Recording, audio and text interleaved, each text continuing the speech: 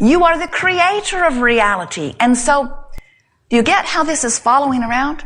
I am the creator of my reality, so I'll look out into the world at realities I don't want to create that are only realities because somebody else beat the drum of them, and because they are reality, now I'll beat the drum of them and make them my reality.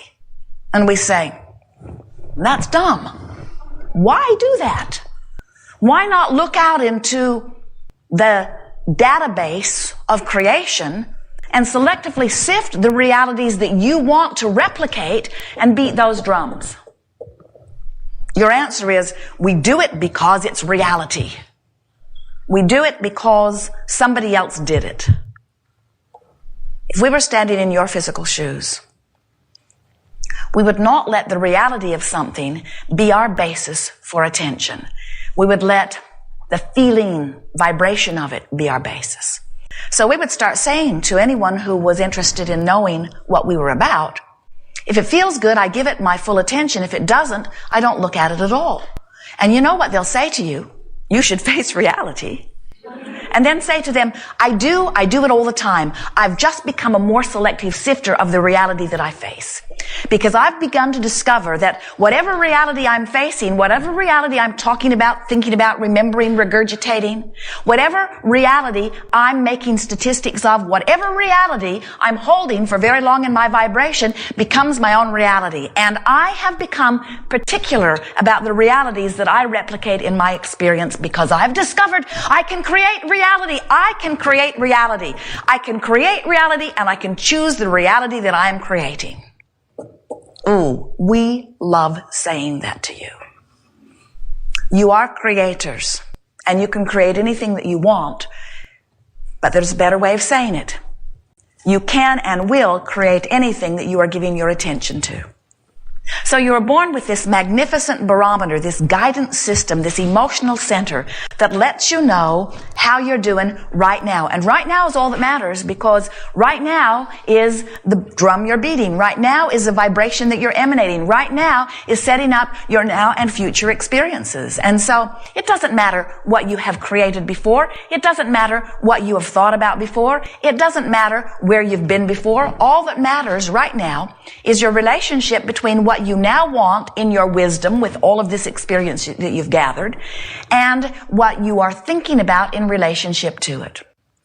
If you want more money now, you must stop beating the drum of absence of money. You got to stop talking about there not being enough. You've got to stop beating the drum of not enough. And you say, well, how can I not notice? And we say, oh, of course you're going to notice. Just don't make a federal case out of it. Just don't focus upon it incessantly. Stop talking about it. Stop using your not enough money as the basis of explaining to people who you are.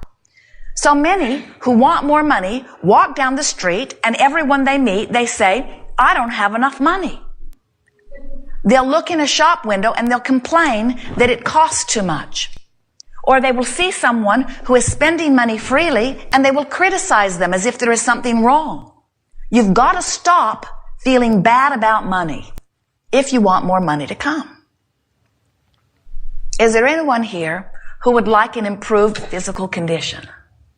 Then you've got to stop focusing upon the physical condition that is bothering you. You've got to stop saying, I don't feel good. You've got to stop beating the drum of what you do not want. And now, we're going to free you from all of that by explaining to you why you beat the drum of what you do not want. It's very simple. You know from the very core of your being that you're supposed to feel good. And when you don't feel good, you know something is really, really wrong. And then you set out to explain why you don't feel good. Because you know not feeling good, not feeling happy about money, not feeling good about your body, not feeling good about your relationship, not feeling good about your job, not feeling good about your work environment. You know that it is wrong. You know that you're supposed to feel good. And when you don't, you feel like you need to explain to someone why it is. So you keep explaining that if it were not for this, that you would feel better. Not realizing that if it were not for talking about, if it were not for this, it would not be a vibrational player in your experience. Now, even though we know, and even though you know that we know, that talking about what is often doesn't serve you, especially if when you talk about what is, it doesn't feel good. We all know that you can't all of a sudden stop the patterns that you've developed. And we want to say to you, that's okay too. In other words, we see so often something isn't going the way you want it to go. And that makes you feel bad. And then you feel bad about feeling bad. And then you feel really bad about having felt so bad about feeling bad. And then you really feel bad about having felt bad because you know you're supposed to feel good. And then you talk to your friends about how bad you feel about not feeling better. So make a new decision today that you're going to make the best of wherever you are. And pat yourself on the back and say to yourself that the best that you can make of it is good enough and nobody else knows. What we mean by that is sometimes when you're in the depths of despair about something, anger is a relief. But somebody who has not been in the depths of despair and who is rarely angry, you know, one of those bright-eyed, bushy-tailed, annoying people, who sees you in your anger may very well say to you, your anger is misplaced, you should get over it. At which point, you'd like to punch their lights out. Because they don't know. No one can know that the anger that you're feeling right now was a big improvement over the despair that you were feeling before you chose the anger. Nobody knows that the anger that you're feeling and maybe even displaying is an improvement in your vibrational stance. That in order to stop beating the drum of despair, you chose the drum of anger and it was a better drum. Now, we're not encouraging you to stay stuck in anger. We're encouraging you to take the bridge from depression that anger gives you, but then keep saying the same thing. I'm going to still keep trying to find a better feeling. I'm going to still try to make the best of this. You have come forth into a creative environment at a time when the energy is moving faster than we've ever seen it, any time, any place, anywhere. You are a creative genius. You said, I want to be part of this fast-moving energy. I adore an environment where there is so much variety to choose from. And I will pay attention, you said, to the way I feel. And I will mold the energy. I will mold my thoughts. I will pick and choose by trial and error. I will feel my way into alignment with who I am. And after I am aligned, I will flow that energy toward what I choose. And Source will assist me in all ways. There is so much resource assisting you. You are very much not alone. You are the focal point of the energy that creates worlds.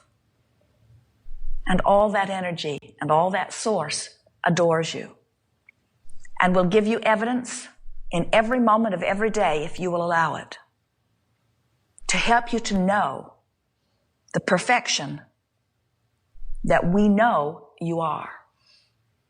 Jerry and Esther have recently been working on taking the Sarah book, and Jerry read it into a recorder many times. And then they edit it into the CDs and cassettes that they are making available to you. And someone had written them a letter knowing how much Esther likes the alignment of numbers. She sees it as evidence of her well-being. When she looks at the odometer and sees 11111, she loves that she has been inspired to look just at that moment. So they're listening to the recording, driving down the freeway. And Sarah has just awakened in the story, and she has looked at her digital clock, which reads 111. She doesn't know why she's awake, but she enjoys the coincidence of seeing 111, and she goes back to sleep. And in a few more moments, she wakes up and sees 222 on the clock. And then she goes back to sleep and wakes up again and sees 333 on the clock. Now this gets her attention. And as Jerry and Esther are listening to the recording, first time they are hearing it as they are driving the monster bus, they are at mile marker 333. And Esther says, I adore how the universe is able to orchestrate these things to make the timing of our life so apparent to us. But there is an even stranger coincidence, as if there could be such a thing as a coincidence. So a woman wrote to them, "I think it is lovely," she said, "that the Sarah book ended on page 222. And Esther said to Jerry, "I was not aware of that, were you?" And then Jerry recorded for days the Sarah 3 book. And then Esther took all of the pieces of his recording and put them together, taking this best paragraph and this best paragraph, the best reading that she could find, and pieced it all together and made the chapters 1, 2, 3, 4. And then, in order to decide how much sound would go on each recording, she said, "I'm going to make one long document, and then I will divide it into 3 or 4 pieces." And when she pieced all of the chapters together, the length of the recording across her sound machine said 222 minutes and 22.22 seconds. And Esther said, "This is freaky." She doesn't mean freaky. She means this is spectacular. She means this is amazing. She means this defies logic. She means this is bigger than my mind can conceive. She means source energy is aware of us. She means source energy knows how much we like these things and guides us in increments, moment by moment, over weeks and weeks of a project in order to give us that moment of high at the end culmination that pleases us for no other reason than that it is pleasing to us slightly in the moment. Can you understand how much well-being is flowing to you? Do you understand how much orchestration is available to you? Do you understand how adored you are? Do you understand how the creation of this planet, the creation of this universe, do you understand how it all fits together for the perfection of your experience? Do you understand how beloved you are, how blessed you are, how adored you are, what an integral part of this creative process you are? We want you to. We want you to begin to understand the blessed nature of your being, and we want you to begin to look for the evidence of it, because we are showing it to you in every moment that you will allow yourselves to see it. Not just in lining up numbers, but in lining up lovers, in lining up money, in lining up fulfilling experiences, in lining up beautiful things for you to see, in lining up circumstances and events, in lining up amazing co-creative experiences where you are rendezvousing with one another for no other reason other than for the fantastically important reason of fulfilling you and satisfying you and pleasing you and giving you joy in the moment. Motion forward is inevitable. It must be. You cannot help but move forward. You are not here as the quest to move forward. You can't not move forward. You are here to experience outrageous joy. That is why you are here. Jerry and Esther have a dear friend. They've been friends with this man for years and years. And he says to them, "There's nothing important going on here." And it's his way of saying, no reason to get upset, no reason to worry, no reason to fret, no reason to fear. Nothing important going on, meaning there is no way that you can fail. There is nothing that can go wrong.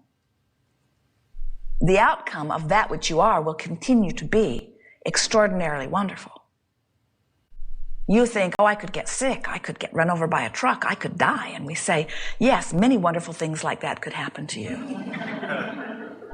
Once you give up your fear of death and you accept your immortality, and you understand that you will never cease to be and that there will always be a powerful now, and the consciousness that is you will never end, and that it cannot turn out anything but wonderful, then maybe you will relax and say, there is nothing very important going on here. There is only an entire universe that has been established to point me toward a moment in time where I might experience some joy.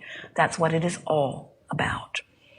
And when you get joy-oriented, when joy becomes your quest, everything else falls into alignment. But just don't beat up on yourself if you are not right now, this red-hot minute, in outrageous joy.